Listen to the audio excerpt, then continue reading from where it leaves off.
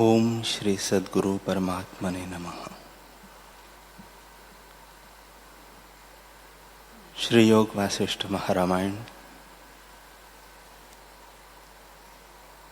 प्रथम भाग वैराग्य प्रकरण प्रारंभ। उस सच्चित आनंद स्वरूप आत्मा को नमस्कार है जिससे सब भासते हैं और जिसमें सब लीन और स्थिर होते हैं, एवं जिससे ज्ञाता, ज्ञान, ज्ञेय, दृष्टा, दर्शन, दृश्य और कर्ता कारण कर्म सिद्ध होते हैं। जिस आनंद के समुद्र के कण से संपूर्ण विश्व आनंदवान है और जिस आनंद से सब जीव होते हैं।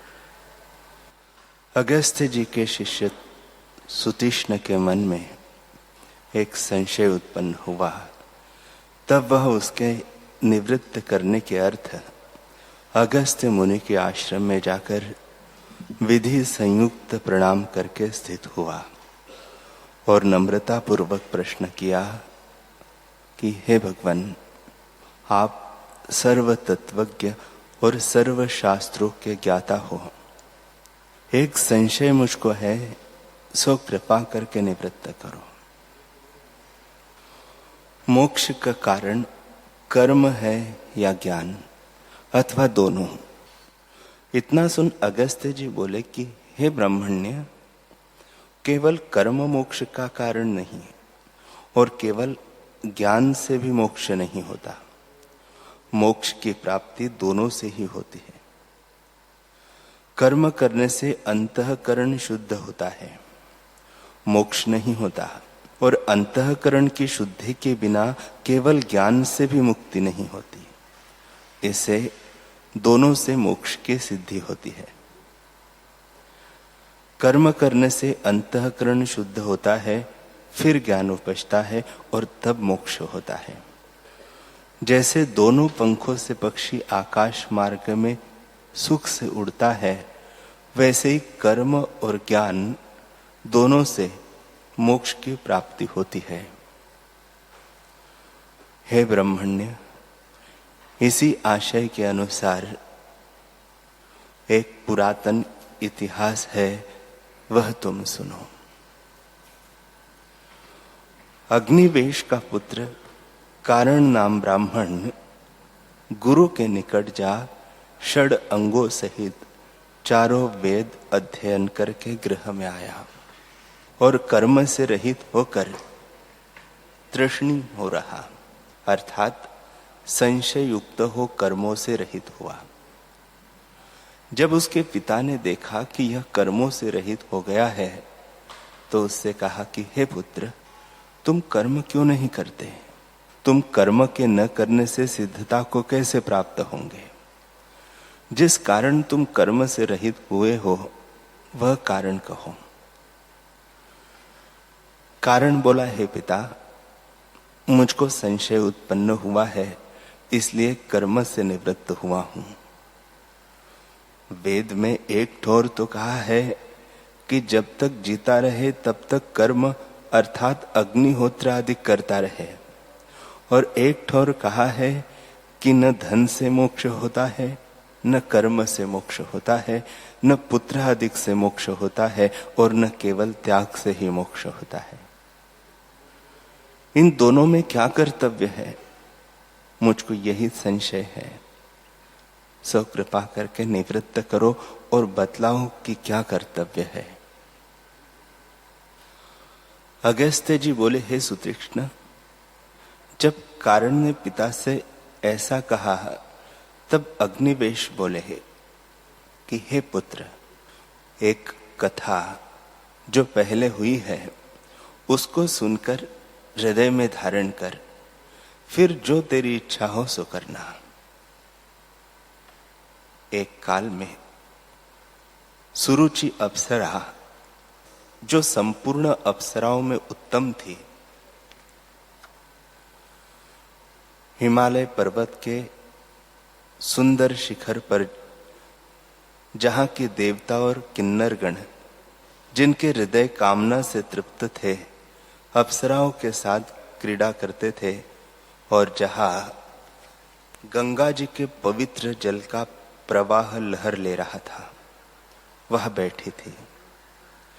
उसने इंद्र का एक दूत अंतरिक्ष से चला आता देखा और जब निकट आया तब उससे पूछा, अहो सौभाग्य देवदूत, तुम देवगणों में श्रेष्ठ हो, कहां से आए और अब कहां जाओगे, सो कृपा करके कहो। देवदूत बोला, हे सुभद्रे, अरिष्टनेमि नामक एक धर्मात्मा राजर्षि ने अपने पुत्र को राज्य देकर वैराग्य लिया और संपूर्ण विषयों की अभिलाषा त्याग करके गंधमादन पर्वत में जाकर तप करने लगा। उसी से मेरा एक कार्य था, उस कार्य के लिए मैं उसके पास गया था। अब इंद्र के पास, जिसका मैं दूत हूं, संपूर्ण वृत्तांत निवेदन करने को जाता हूं। अप्सरा ने पूछा, हे भगवन, वह वृत्तांत कौन सा है, मुझसे कहो।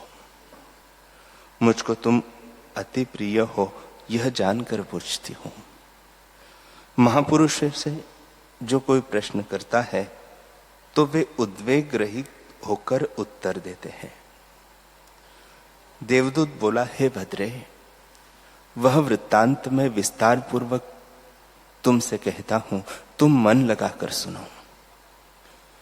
जब उस राजा ने गंधमादन पर्वत पर बड़ा तप किया, तब देवताओं के राजा इंद्र ने मुझको बुलाकर आज्ञा दी कि हे दूत, तुम गंधमादन पर्वत पर जो नाना प्रकार की लताओं और वृक्षों से पूर्ण है, विमान, अप्सरा और नाना प्रकार की सामग्री एवं गंधर्व, यक्ष, सिद्ध, किन्नर, ताल, मृदंग आदि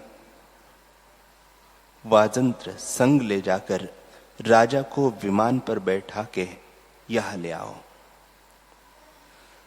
तब मैं विमान और सामग्री सहित जहां राजा था आया और राजा से कहा कि हे राजन, तुम्हारे कारण विमान ले आया हूं, इस पर आरूढ़ होकर तुम स्वर्ग को चलो और देवताओं के भोग भोगो।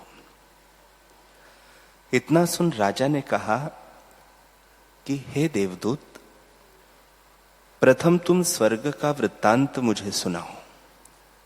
किस तुम्हारे स्वर्ग में क्या दोष और गुण है, तो उसको सुन के मैं हृदय में विचारूं, पीछे जो मेरी इच्छा होगी तो चलूंगा। मैंने कहा कि हे राजन, स्वर्ग में बड़े बड़े दिव्य भोग है। जीव बड़े पुण्य से स्वर्ग को पाता है। जो बड़े पुण्य वाले होते हैं वे स्वर्ग के उत्तम सुख को पाते हैं। जो मध्यम पुण्य वाले हैं वे स्वर्ग के मध्यम सुख को पाते हैं, और जो कनिष्ठ पुण्य वाले हैं वे स्वर्ग के कनिष्ठ सुख को पाते हैं। जो गुण स्वर्ग में है वे तो तुमसे कहे, अब स्वर्ग के जो दोष है वे भी तुम सुनो। हे राजन, जो आपसे ऊंचे बैठे दृष्टि आते हैं और उत्तम सुख भोगते हैं, उनको देखकर ताप की उत्पत्ति होती है, क्योंकि उनकी उत्कृष्टता सही नहीं जाती। जो कोई अपने समान सुख भोगते हैं उनको देखकर क्रोध उपजता है कि वे मेरे समान क्यों बैठे हैं, और जो आपसे नीचे बैठे हैं उनको देखकर अभिमान उपजता है कि मैं इनसे श्रेष्ठ हूं।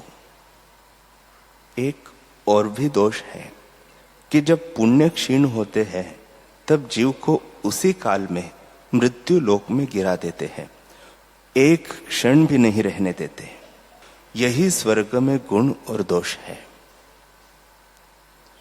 हे भद्रे, जब इस प्रकार मैंने राजा से कहा तो राजा बोला कि हे देवदूत, उस स्वर्ग के योग्य हम नहीं हैं और हमको उसकी इच्छा भी नहीं है। जैसे सर्प अपनी त्वचा को पुरातन जानकर त्याग देता है, वैसे ही हम उग्र तप करके यह देह त्याग देंगे। हे देवदूत, तुम अपने विमान को जहां से लाए हो वही ले जाओ, हमारा नमस्कार है। हे देवी, जब इस प्रकार राजा ने मुझसे कहा, तब मैं विमान और अप्सरा आदि सबको लेकर स्वर्ग को गया और संपूर्ण वृत्तांत इंद्र से कहा।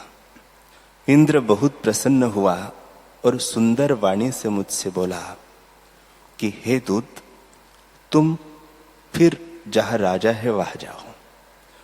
वह संसार से उपराम हुआ है, उसको अब आत्मपद की इच्छा हुई है, इसलिए तुम उसको अपने साथ वाल्मीकि जी के पास, जिसने आत्म तत्व को आत्माकार जाना है, ले जाकर मेरा यह संदेश देना कि हे महर्षि, इस राजा को तत्व बोध का उपदेश करना, क्योंकि यह बोध का अधिकारी है।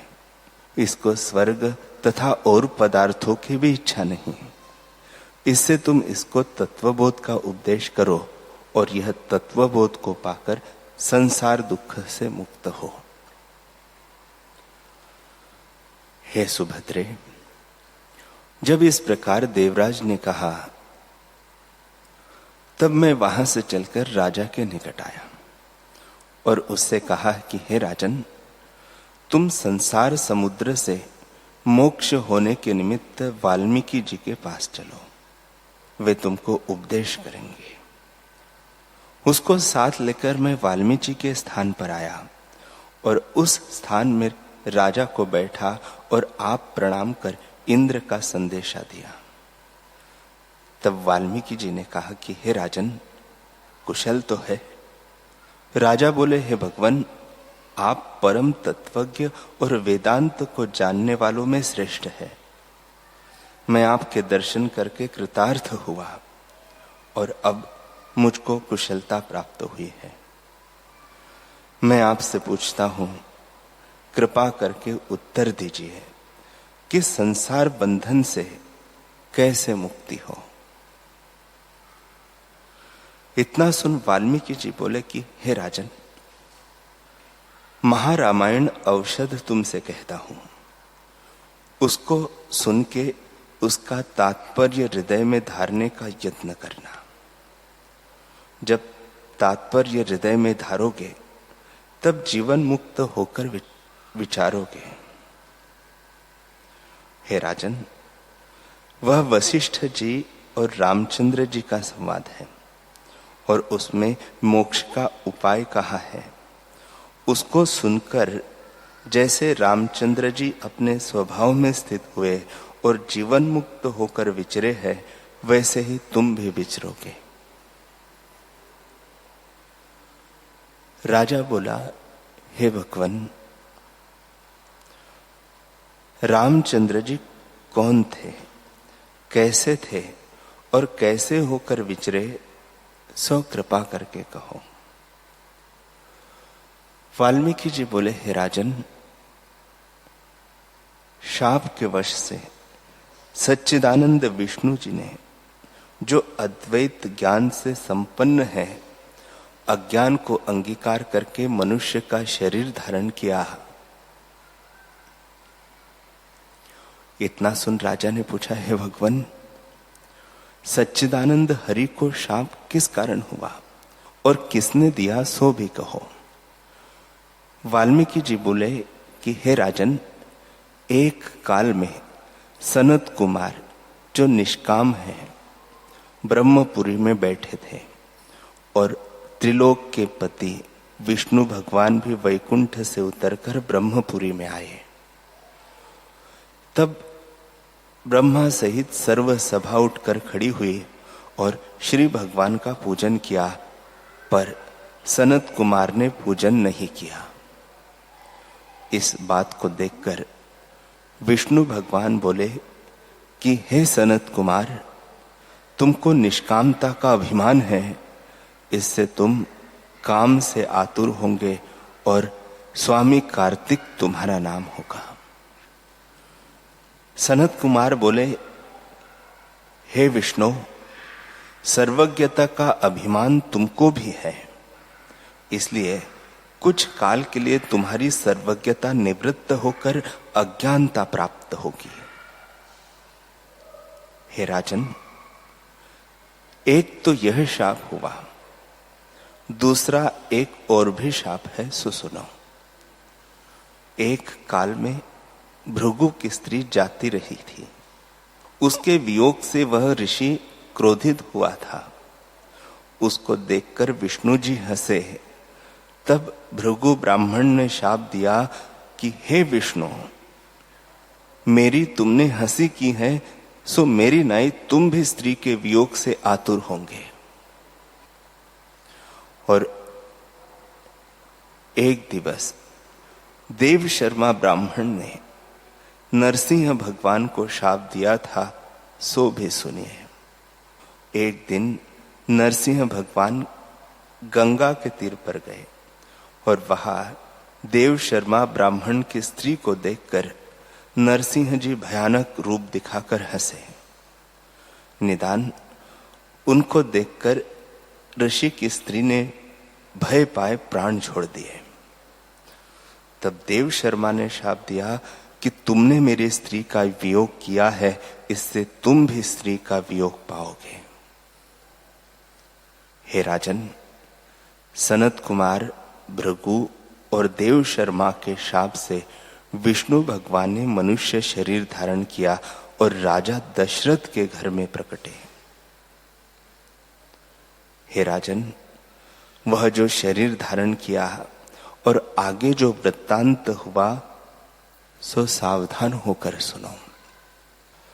अनुभवात्मक मेरा आत्मा जो त्रिलोकी अर्थात स्वर्ग, मृत्यु और पाताल का प्रकाश करता और भीतर बाहर आत्म तत्व से पूर्ण है, उस सर्वात्मा को नमस्कार है।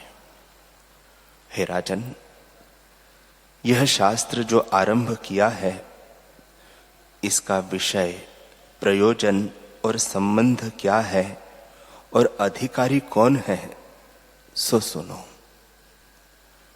यह शास्त्र सत चित आनंद स्वरूप अचिंत चिन्मात्र आत्मा को जताता है, यह तो विषय है। परमानंद आत्मा की प्राप्ति और अनात्म अभिमान दुख की निवृत्ति प्रयोजन है, और ब्रह्म विद्या और मोक्ष उपाय से आत्मपद प्रतिपादन संबंध है। जिसको यह निश्चय है कि मैं अद्वैत ब्रह्म अनात्म देह से बंधा हुआ हूं, सो किसी प्रकार छूटू, वह न अति ज्ञानवान है न मूर्ख है। ऐसी विकृति आत्मा यह अधिकारी है। यह शास्त्र मोक्ष यानी परमानंद की प्राप्ति करने वाला है। जो पुरुष इसको विचारेगा, वह ज्ञानवान होकर फिर जन्म मृत्यु रूप संसार में न आवेगा। हे राजन, यह महारामायण पावन है। श्रवण मात्र से ही सब शाप का नाश करता है, जिसमें राम कथा है। यह मैंने प्रथम अपने शिष्य भारद्वाज को सुनाई थी। एक समय भारद्वाज चित्त को एकाग्र करके मेरे पास आए और मैंने उसको उपदेश किया था। वह उसको सुनकर वचन रूपी समुद्र से संसार रूपी रत्न निकाल और हृदय में धरकर एक समय सुमेरु पर्वत पर गया। वहां ब्रह्मा जी बैठे थे। उसने उनको प्रणाम किया और उनके पास बैठकर यह कथा सुनाई। तब ब्रह्मा जी ने प्रसन्न होकर उससे कहा, हे पुत्र, कुछ वर मांग, मैं तुझ पर प्रसन्न हुआ हूं।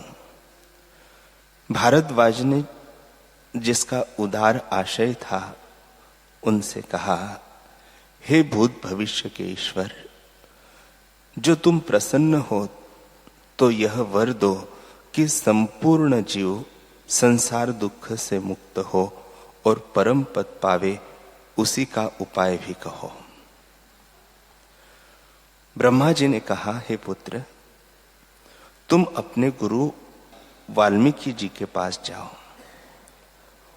उनसे आत्मबोध महारामायण शास्त्र का जो परम पावन संसार समुद्र के तरने का पुल है आरंभ किया है, उसको सुनकर जीव महामोहजनक संसार समुद्र से तरेंगे। निदान परमेष्ठि ब्रह्मा, जिनकी सर्वभूतों के हित में प्रीति है, आप ही भारद्वाज को साथ लेकर मेरे आश्रम में आए और मैंने भली प्रकार से उनका पूजन किया। उन्होंने मुझसे कहा, हे मुनियों में श्रेष्ठ वाल्मीकि, यह जो तुमने राम के स्वभाव के कथन का आरंभ किया है, इस उद्यम का त्याग न करना। इसकी आदि से अंत पर्यंत समाप्ति करना, क्योंकि यह मोक्ष उपाय संसार रूपी समुद्र के पार करने को जहाज है और इससे सब जीव कृतार्थ होंगे। इतना कहकर ब्रह्मा जी जैसे समुद्र से चक्र एक मुहूर्त पर्यंत उठ के फिर लीन हो जावे, वैसे ही अंतर्धान हो गए। तब मैंने भारद्वाज से कहा, हे पुत्र, ब्रह्मा जी ने क्या कहा? भारद्वाज बोले, हे भगवन, ब्रह्मा जी ने तुमसे यह कहा कि हे मुनियों में श्रेष्ठ, यह जो तुमने राम के स्वभाव के कथन का उद्यम किया है, उसका त्याग न करना, इसे अंत पर्यंत समाप्त करना, क्योंकि संसार समुद्र के पार करने को यह कथा जहाज है और इससे अनेक जीव कृतार्थ होकर संसार संकट से मुक्त होंगे। इतना कहकर फिर वाल्मीकि जी बोले, हे राजन, जब इस प्रकार ब्रह्मा जी ने मुझसे कहा, तब उनकी आज्ञानुसार मैंने ग्रंथ बनाकर भारद्वाज को सुनाया। हे पुत्र, वशिष्ठ जी के उपदेश को पाकर जिस प्रकार राम जी निशंक होकर विचरे हैं, वैसे ही तुम भी विचरो।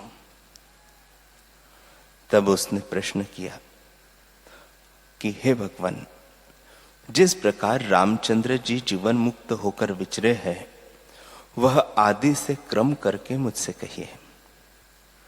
वाल्मीकि जी बोले कि हे भारद्वाज, रामचंद्र, लक्ष्मण, भरत, शत्रुघ्न, सीता, कौशल्या, सुमित्रा और दशरथ, ये 8 तो जीवन मुक्त हुए हैं और 8 मंत्री, अष्टगण, वशिष्ठ और वामदेव आदि 88 जीवन मुक्त होकर विचरे हैं।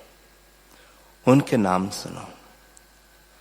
राम जी से लेकर दशरथ पर्यंत 8 तो ये कृतार्थ होकर परम बोधवान हुए हैं और एक कुंतभासी, दूसरा शतवर्धन, तीसरा सुखधाम, चौथा विभीषण, 5वां इंद्रजीत, 6ठा हनुमान, 7वें वशिष्ठ और 8वें वामदेव, ये अष्टमंत्री निशंक हो चेष्टा करते भय और सदा अद्वैत निष्ठ हुए हैं। इनको कदाचित स्वरूप से द्वैत भाव नहीं फुरा है। ये अनामय पद की स्थिति में तृप्त रहकर केवल चिन्मात्र शुद्ध पर परम पावनता को प्राप्त हुए हैं।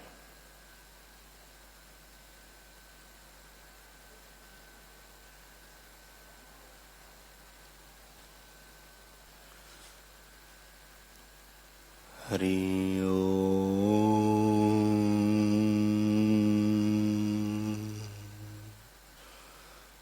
हरि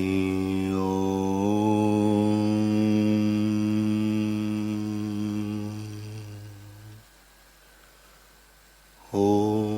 सहनाववतु सहनौ भुनक्तु सह वीर्यं करवावहै तेजस्विनावधीतमस्तु मा विद्विषावहै। ओम शांति शांति शांति। श्री सद्गुरुदेव भगवान की जय।